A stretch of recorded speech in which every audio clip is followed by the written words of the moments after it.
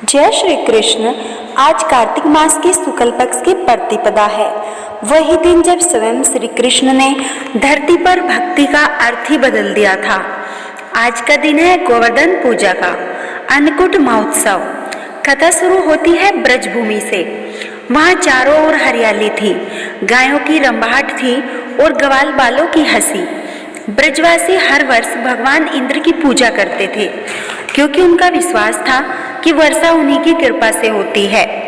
परंतु एक दिन नन्हे गोपाल ने कहा, मैया यह सब क्यों? जो हमें अन्न देता है, जल देता है, चारा देता है, वह तो गोवर्धन पर्वत है। हमें उसकी पूजा करनी चाहिए। सभी ब्रजवासी पहले तो चकित हुए, पर जब श्री कृष्ण ने समझाया तो सबने मिलकर गोवर्धन पर्वत की पूजा की।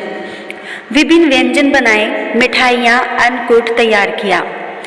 फूल, फल, जल और प्रेम से गोवर्धन देव की आराधना की। लेकिन स्वर्ग में बैठे इंद्र को यह बात अच्छी नहीं लगी। उन्होंने क्रोध में आकर बादलों को आदेश दिया, जाओ ब्रिज पर वर्षा बरसा दो।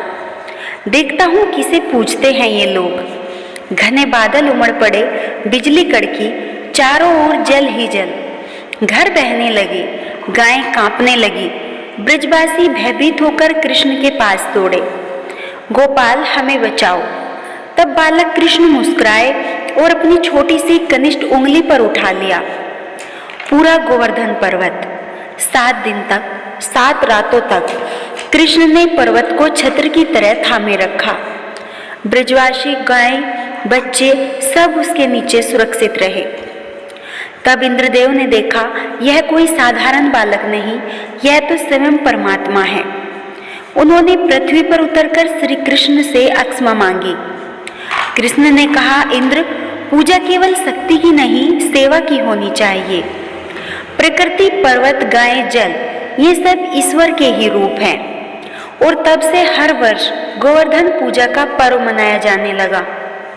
लोग गोबर से पर्वत बनाते हैं, उस पर फूल चढ़ाते हैं, दीप जलाते हैं, सैकड़ों प्रकार के अन्नकूट व्यंजन बनाकर भगवान को अर्पित करते हैं। गोवर्धन पूजा का अर्थ केवल पर्वत की आराधना नहीं, बल्कि यह है प्रकृति का सम्मान, सेवा का भाव और अहंकार पर विनम्रता की विजय। कृष्ण ने सिखाया, जो अन्न हमें देता है वही ईश्वर है, जो धरती हमें संभालती है वही माता है, जो मनुष्य अपने कर्म से दूसरों की रक्षा करता है वही सच्चा भक्त है। इसलिए आज आप गोवर्धन पूजा करें तो यह संकल्प ले कि हम प्रकृति का आदर करेंगे, गाय, वृक्ष, जल और अन्न को ईश्वर का ही रूप मानेंगे। और जैसे भगवान श्री कृष्ण ने ब्रज की रक्षा की थी, वैसे हम अपने कर्म, प्रेम और विश्वास से धरती की रक्षा करेंगे। जय गोवर्धन महाराज की जय। श्री कृष्ण गोविंद हरे मुरारी। हर घर में प्रेम, अन्न, शांति और समृद्धि का वास हो। आप सभी को गोवर्धन पूजा की हार्दिक शुभकामनाएं। कथा अच्छी लगे तो लाइक और शेयर जरूर करना और ऐसी ही अद्भुत और धार्मिक कथाएं सुनने के लिए हमारे चैनल को सब्सक्राइब करना। जय श्री कृष्ण।